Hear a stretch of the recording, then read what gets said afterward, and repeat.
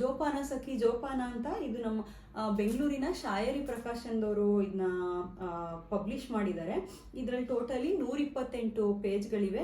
ಸಣ್ಣ ಪುಸ್ತಕ, ತುಂಬಾ ದೊಡ್ಡದು ಅಂತ ಹೆದರ್ಕೋಬೇಡಿ. ಇದು ನೀವು ಶುರು ಮಾಡಿದ್ರೆ ಮೋಸ್ಟ್ಲಿ 2 hours ಅಲ್ಲಿ ಮುಗಿಸ್ಬೋದು ಅನ್ಸುತ್ತೆ ಮೇಡಮ್. ಸಣ್ಣದಿದೆ, ನಿಮ್ಗೆ ತುಂಬಾ ಬಹಳ ಸರಳವಾಗಿ ನಾನು ಬರ್ತಿದ್ದೀನಿ, ಯಾಕೆಂದ್ರೆ ಪ್ರತಿಯೊಬ್ಬರಿಗೂ ಇದು ರೀಚ್ ಆಗ್ಬೇಕು ಅನ್ನೋಂತ ಮುಖ್ಯವಾಗಿ. ಖಂಡಿತ. ಸೊ ಇದರಲ್ಲಿ ಮೊದಲನೇ ಭಾಗದಲ್ಲಿ ಮೇಡಮ್ ಏನ್ ಮಾಡಿದ್ದಾರೆ, ತುಂಬಾ ಜನಗಳನ್ನ, ನನ್ಗೆ ಏನ್ ಇಷ್ಟ ಆಯ್ತು ಅಂದ್ರೆ ಇವರು ಎಲ್ಲಾ ಜಾತಿ ಧರ್ಮದ ಮಹಿಳೆಯರನ್ನು ಮೀಟ್ ಮಾಡಿದ್ದಾರೆ. ಇದರಲ್ಲಿ ಸುಮಾರು ಮಹಿಳೆಯರು ಈ ಕ್ಯಾನ್ಸರ್ನ ಫೇಸ್ ಮಾಡಿ ಟ್ರೀಟ್ಮೆಂಟ್ ಎಲ್ಲ ಕಂಪ್ಲೀಟ್ ಮಾಡಿ ಗುಣ ಆಗಿರೋಂಥವ್ರನ್ನ ಮೀಟ್ ಮಾಡಿದ್ದಾರೆ.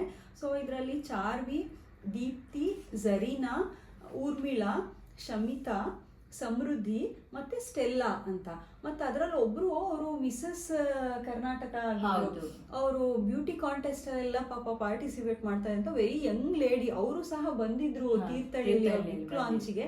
ಮತ್ತೆ ಎಲ್ಲ ಮಹಿಳೆಯರು, ಮುಸ್ಲಿಂ ಕಮ್ಯುನಿಟಿಲಿ ತುಂಬಾ ಜನ ಬಂದಿದ್ರು. ನನಗೆ ಬಹಳ ಖುಷಿ ಆಯ್ತು ಮೇಡಮ್. ಏನಂದ್ರೆ ನಾವು ಒಂದು ಜನಾಂಗದವರು ಅಂದ್ಬಿಟ್ಟು ನಾವು ಯಾವತ್ತೂ ಹಿಂದುಳಿಬಾರ್ದು.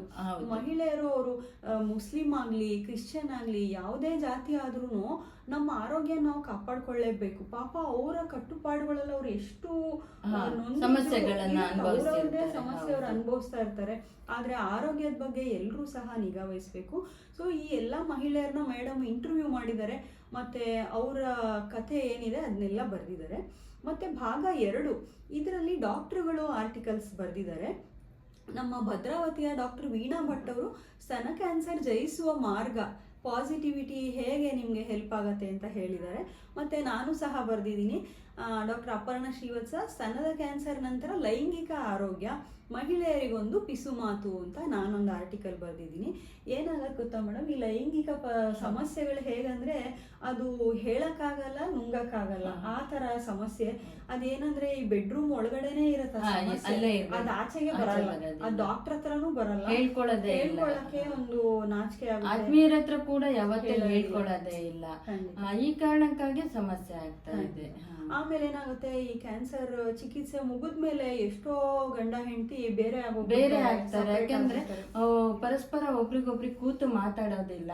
ಅದು ಸಮಸ್ಯೆ ಆಗಿದೆ. ನಮಗೆ ಏನ್ ಸಮಸ್ಯೆ ಇದೆ ಅನ್ನೋದನ್ನ ಡಾಕ್ಟರ್ ಹತ್ರ ಅಲ್ದಿದ್ರು ಕೂಡ ಅವರೇ ಪರಸ್ಪರ ದಂಪತಿಗಳು ಮಾತಾಡ್ಕೊಂಡಾಗ ಒಂದಷ್ಟು ವಿಚಾರಗಳನ್ನ ನಮ್ಗೆ ಸರಿ ಮಾಡ್ಕೊಳ್ಲಿಕ್ಕೆ ಸಾಧ್ಯ ಇರುತ್ತೆ.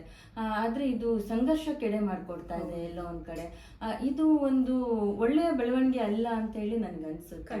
ಈ ಎಲ್ಲಾ ಕಾರಣದಿಂದ ನಾವು ತುಂಬಾ ಯೋಚನೆ ಮಾಡಬೇಕು. ಮತ್ತೆ ಇನ್ನೊಂದೇನು ಅಂತಂದ್ರೆ, ಪ್ರತಿಯೊಬ್ಬ ಮಹಿಳೆ, ಯಾರು ಬೇಕಾದ್ರೆ ಮಹಿಳೆ ಆಗಿರ್ಬೋದು ಪುರುಷ ಆಗಿರ್ಬೇಕು, ಸೆಲ್ಫ್ ಲವ್ ಅನ್ನೋದಿರ್ಬೇಕು.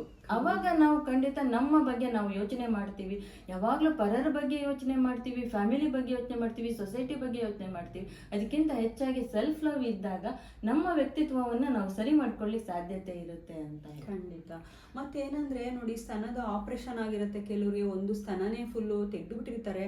ಅದು ತೆಗೆದ್ಮೇಲೆ ಅವ್ರು ಏನ್ ಅನ್ಕೊಂಡ್ಬಿಡ್ತಾರೆ, ಅಯ್ಯೋ ನಾನು ಡಿಸ್ಫಿಗರ್, ನನ್ನ ರೂಪನೇ ಫುಲ್ಲು ಹಾಳಾಗೋಯ್ತು, ನನ್ನ ಲೈಫೇ ಹಾಳಾಗೋಯ್ತು, ನಾನು ಇನ್ಯಾರನ್ನೂ ಪ್ರೀತಿಸೋ ಅಂತ ನನ್ಗೆ ಯೋಗ್ಯತೆ ಇಲ್ಲ, ನಾನು ಇನ್ಯಾರಿಗೂ ಖುಷಿ ಕೊಡೋ ಅಂತ ಇಲ್ಲ ಪರಿಸ್ಥಿತಿ ಅಂತ ಕೆಲವರು ಆ ಸೆಲ್ಫ್ ಲವ್ನೇ ಮರ್ತು ಮಾಡ್ತಾರೆ. ನಾನು ಆಯ್ತು, ನನ್ನ ಕತೆ ಮುಗೀತು ಅನ್ನೋ ಥರ ಮನ್ಸು ಮಾಡ್ತಾರೆ. ಅವಾಗ ಏನಾಗುತ್ತೆ, ತುಂಬ ಫ್ಯಾಮಿಲಿ ಪ್ರಾಬ್ಲಮ್ಸ್ ಆಗುತ್ತೆ. ಆದರೆ ವೀಕ್ಷಕರೇ, ಎಲ್ಲ ಪ್ರಾಬ್ಲಮ್ಗೂ ಒಂದು ಸೊಲ್ಯೂಷನ್ ಇದ್ದೇ ಇರುತ್ತೆ. ನೀವು ನಂಬ್ತಿರೋ ಬಿಡ್ತಿರೋ, ಈ ಥರ ನಾವು ಈ ಲೈಂಗಿಕ ಪ್ರಾಬ್ಲಮ್ಗಳನ್ನ ನಾವೇ ಕೇಳ್ತೀವಿ ಸರ್ವೈವರ್ಶಿಪ್ ಕ್ಲಿನಿಕಲ್ಲಿ. ನಿಮ್ಗೆ ಏನಾದರೂ, ಯಾಕಂದರೆ ಅವರೇ ಕೇಳಲ್ವಲ್ಲ, ಸೊ ನಾವೇ ಕೇಳ್ತೀವಿ ನಿಮ್ಗೆ ಈ ಥರ ಪ್ರಾಬ್ಲಮ್ ಇದೆಯಾ ಅಂತ. ಕೆಲವರು ಅವ್ರಿಗೆ ಸರ್ಪ್ರೈಸ್ ಆಗ್ತಾ ಇದೆ, ಅಂದರೆ ಇಷ್ಟೇ ನಾವು ಬೇಕಾಗಿದ್ದು, ಇದಕ್ಕೆ ಇಷ್ಟೇ ಟ್ರೀಟ್ಮೆಂಟ್ ಬೇಕಾಗಿದೆ ಅಷ್ಟೇ ಅಲ್ವಾ. ಸೊ ಅಷ್ಟು ಮಾಡಿ ನೆಕ್ಸ್ಟ್ ಟೈಮ್ ಬಂದಾಗ ಹೇಳ್ತಾರೆ, ನಾವಿವಾಗ ಖುಷಿಯಾಗಿದ್ದೀವಿ, ನಮ್ಗೇನು ಪ್ರಾಬ್ಲಮ್ ಇಲ್ಲ ಅಂತ ಹೇಳ್ತಾರೆ. ಸೊ ಅದು ಒಳ್ಳೆ ಆರ್ಟಿಕಲ್ ಇದೆ ವೀಕ್ಷಕರೇ. ನೆಕ್ಸ್ಟ್ ಡಾಕ್ಟರ್ ಕಿರಣ್ ಕುಮಾರ್ ಅಂತ ಅವರು, ಔಷಧವು ರೋಗಕ್ಕಲ್ಲ ರೋಗಿಗೆ ಅಂತ ಇನ್ನೊಂದು ಹೇಳಿದ್ದಾರೆ. ಮತ್ತೆ ಅವರ ಇನ್ನೊಬ್ರು ಡಾಕ್ಟರ್ ತೀರ್ಥಹಳ್ಳಿಯವರೇ ಡಾಕ್ಟರ್ ಭಾಗ್ಯಲಕ್ಷ್ಮಿ ಅಂತ, ಸ್ತನ ಕ್ಯಾನ್ಸರ್ ನಿರ್ವಹಣೆ ಮತ್ತು ತಡೆಗಟ್ಟುವಲ್ಲಿ ಆಯುರ್ವೇದದ ಪಾತ್ರ ಅಂತ ಒಂದು ಆರ್ಟಿಕಲ್ ಇದೆ. ಮತ್ತೆ ನಮ್ಮ ಡಾಕ್ಟರ್ ವಿವೇಕ್ ಅವರು, ನಮ್ಮ ಸರ್ಜಿಕಲ್ ಆಂಕಾಲಜಿಸ್ಟು, ಅವರು ಸ್ತನ ಕ್ಯಾನ್ಸರ್ ಸರ್ಜರಿಗಳನ್ನ ತುಂಬ ಮಾಡ್ತಾರೆ. ಮತ್ತು ನಮ್ಮ ಚಾನಲ್ನಲ್ಲೂ ತುಂಬ ಉಪನ್ಯಾಸಗಳನ್ನ ಅವ್ರು ಕೊಟ್ಟಿದ್ದಾರೆ. ಸ್ತನ ಕ್ಯಾನ್ಸರ್ ಹರಡುವ ಮುನ್ನ, ಅಂದರೆ ಅರ್ಲಿ ಸ್ಟೇಜು, ಆರಂಭಿಕ ಹಂತದಲ್ಲಿ ಸ್ತನ ಕ್ಯಾನ್ಸರ್ ಪತ್ತೆ ಆದರೆ ಅದಕ್ಕೆ ಏನೆಲ್ಲ ಚಿಕಿತ್ಸೆ ಮಾಡ್ಬೋದು ಅಂತ ಸರ್ ಬರ್ದಿದ್ದಾರೆ. ಮತ್ತು ಇನ್ನೊಬ್ಬರು ಡಾಕ್ಟರ್ ಕವಿತಾ ಪ್ರವೀಣ್ ಅವರು ಆರೋಗ್ಯದ ತುರ್ತು ಪರಿಸ್ಥಿತಿ ಮುಂಜಾಗರೂಕತೆಯೇ ಮದ್ದು ಅಂತ ಒಂದು ಆರ್ಟಿಕಲ್ ಬರೆದಿದ್ದಾರೆ. ತುಂಬ ಈಸಿ ರೀಡು ವೀಕ್ಷಕರೇ, ತುಂಬ ಸರಳವಾಗಿರುವಂಥ ಆರ್ಟಿಕಲ್ಗಳನ್ನ ಮೇಡಮ್ ಬರೆದಿದ್ದಾರೆ. ಸೊ ಅವ್ರಿಗೆ ಒಳ್ಳೆ ರೆಸ್ಪಾನ್ಸು ಸಹ ಬರ್ತಾ ಇದೆ. ನಿನ್ನೆ ಅಷ್ಟೇ ಒಬ್ಬರು ಪೇಷಂಟು ಇದು ಓದ್ಕೊಂಡು ನನಗೆ ತೋರಿಸ್ಕೊಳ್ಳೋಕ್ಕೆ ಅಂತ ಇಲ್ಲಿ ಶಿವಮೊಗ್ಗಕ್ಕೆ ಬಂದಿದ್ರು. ಸೊ ನೀವು ಮಾಡ್ತಾ ಇರೋ ಕೆಲಸದ್ದು ರೆಸ್ಪಾನ್ಸ್ ಆಗ್ಲೇ ಬರ್ತಾ ಇದೆ ಮೇಡಮ್, ಅದು ಜನ ಓದ್ತಾ ಇದ್ದಾರೆ. ಅದೇ ನನ್ನ ಉದ್ದೇಶ ಆಗಿರೋದ್ರಿಂದ ಅದು ಎಷ್ಟು ರೀಚ್ ಆಗುತ್ತೆ ಜನರಿಗೆ, ಅದರಿಂದ ಅವರು ಸರ್ವೈವ್ ಆಗ್ತಾರೆ ಅನ್ನೋದು ಬಹಳ ಮುಖ್ಯ ಆಗಿರುತ್ತೆ. ನಾನೊಂದು ಪುಸ್ತಕ ಬರ್ದೆ ಅನ್ನೋದಕ್ಕೆ ಒಂದು ಸಾರ್ಥಕತೆ ಸಿಕ್ತು ಅಂತೇಳಿ ನನ್ಗೆ ಖಂಡಿತ ಸಾರ್ಥಕತೆ ಸಿಕ್ಕಿದೆ. ಇನ್ನೂ ತುಂಬಾ ಜನ ಇನ್ನ ಓದ್ಲಿ. ಮತ್ತೇನಾಗತ್ತೆ, ಈ ಕ್ಯಾನ್ಸರ್ ಚಿಕಿತ್ಸೆ ತಗೊಳ್ತಾ ಇರೋಂಥ ರೋಗಿಗಳಿಗೆ ನಾವು ಡಾಕ್ಟರ್ ಸ್ಥಾನದಲ್ಲಿ ನಿಂತ್ಕೊಂಡು ಎಷ್ಟೇ ಹೇಳಿದ್ರು ಒಬ್ರು ಸರ್ವೈವರು ಅವರು ಇದೆಲ್ಲ ಫೇಸ್ ಮಾಡಿ ಗೆದ್ದಿರೋಂಥವ್ರು ನೋಡಿ ಅವ್ರ ಮಾತು ಕೇಳ್ಬಿಟ್ರೆ ನಾವು ಹೇಳಿದ್ರೆ ಡಬಲ್ ಎಫೆಕ್ಟ್, ಅದು ಅವ್ರಿಗೆ ಅಲ್ಲೇ ಎವಿಡೆನ್ಸ್ ಕಾಣಿಸ್ಬಿಡುತ್ತೆ. ಯಾಕೆಂದ್ರೆ ಅವ್ರು ಅಷ್ಟೊಂದೆಲ್ಲ ಜೀವನದಲ್ಲಿ ಸಂಕಷ್ಟಗಳನ್ನ ಅನುಭವಿಸಿ ಕೂಡ ಇವತ್ತೊಂದು ಒಳ್ಳೆ ಲೈಫ್ ಸ್ಟೈಲ್ ಅನ್ನ ಲೀಡ್ ಮಾಡ್ತಾ ಇದೆ ಅನ್ನೋದಿದೆಯಲ್ಲ, ಜನರಿಗೆ ಸಾಮಾನ್ಯವಾಗಿ ಬೇರೆಯವರ ಒಂದು ಜೀವನದ ಬಗ್ಗೆ ಕುತೂಹಲ ಇರುತ್ತೆ. ಈ ತರದ ಒಂದು ವಿಚಾರಗಳನ್ನ ಅವ್ರು ಹೇಳ್ಕೊಂಡಾಗ ನಾವು ಓದ್ಬೇಕು, ಅದನ್ನ ನಾವು ಅರ್ಥ ಮಾಡ್ಕೊಳ್ಬೇಕು ಅಂತ ಅನ್ಸುತ್ತೆ. ಅವರ ಪ್ರತಿಯೊಂದು ಅಂಶವನ್ನ ಅವ್ರು ಎದುರಿಸಿರುವಂತ ಪ್ರತಿಯೊಂದು ಅಂಶವನ್ನ ಇಲ್ಲಿ ಹೇಳ್ಕೊಂಡಿದ್ದಾರೆ.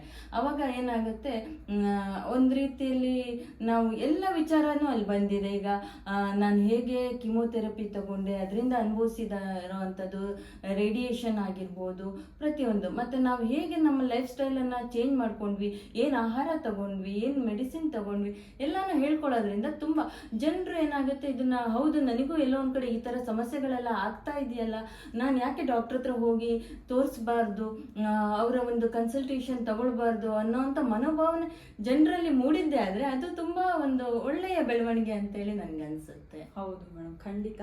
ಇದು ಎಲ್ಲ ಯಾರು ಕ್ಯಾನ್ಸರ್ ಫೇಸ್ ಮಾಡ್ತಾ ಇದ್ದಾರೆ ಅಂತ ರೋಗಿಗಳಿಗೆ ದಾರಿದೀಪ ಆಗಲಿ ಅಂತ ನಾನು ಹಾರೈಸ್ತೀನಿ. ಮತ್ತು ವೀಕ್ಷಕರೇ, ಈ ಪುಸ್ತಕ ಜೋಪಾನ ಸಖಿ ಜೋಪಾನ ಮೇಡಮ್ ಗಾಯತ್ರಿ ಶೇಷಗಿರಿ ಅವರು ಬರೆದಿರೋದು, ಇದು ಶಾಯರಿ ಪಬ್ಲಿಕೇಶನಲ್ಲಿ ಪಬ್ಲಿಷ್ ಆಗಿದೆ. ಈ ಪುಸ್ತಕನ ನೀವು ಖಂಡಿತ ಓದಲೇಬೇಕು.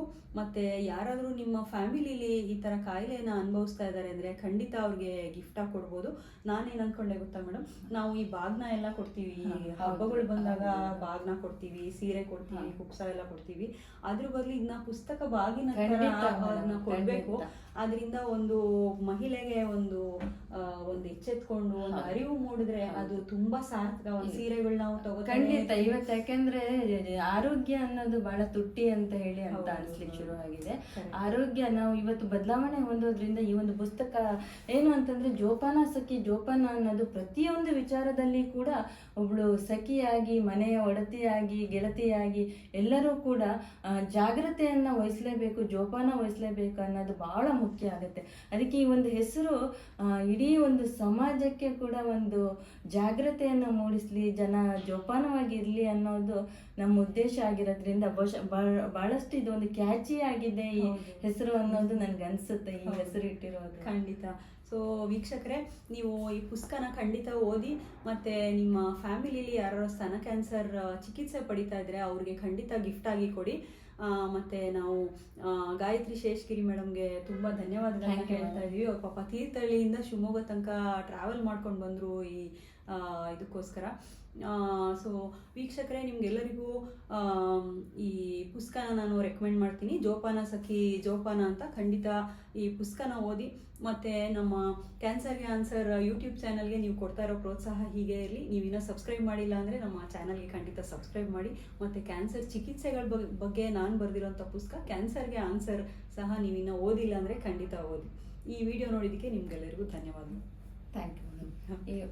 ಒಂದು ಮಾತು ನಿಮ್ಮ ಬಗ್ಗೆ ಹೇಳಿದ ಮೇಡಮ್, ನನಗೆ ಈ ಪುಸ್ತಕಕ್ಕೆ ಒಂದು ಆರ್ಟಿಕಲನ್ನು ಕೊಟ್ಬಿಟ್ಟು ಹಾಗೆ ತುಂಬ ಮಾರ್ಗದರ್ಶನವನ್ನು ಮಾಡಿದ್ದಾರೆ. ಅವ್ರು ಹೇಳ್ದಂತ ನಾನು ಅವ್ರ ಹತ್ರ ಮಾತಾಡ್ಲಿಕ್ಕೆ ಭೇಟಿಯಾಗ್ಲಿಕ್ಕೆ ಬಂದಾಗ ಒಂದು ಮಾತು ಹೇಳಿದರು, ನಾನು ಕಲಾ ಮಾಧ್ಯಮದಲ್ಲಿ ಓದಿದ್ರು ಕೂಡ ನೀವು ಈ ಮೆಡಿಕಲ್ ಫೀಲ್ಡ್ ಬಗ್ಗೆ ಬರಿತಾ ಇರೋದಿದೆಯಲ್ಲ, ಅದು ನಿಜವಾಗ್ಲೂ ಒಂದು ಒಳ್ಳೆಯ ಒಂದು ಸಕಾರಾತ್ಮಕವಾದಂಥ ಒಂದು ಬೆಳವಣಿಗೆ.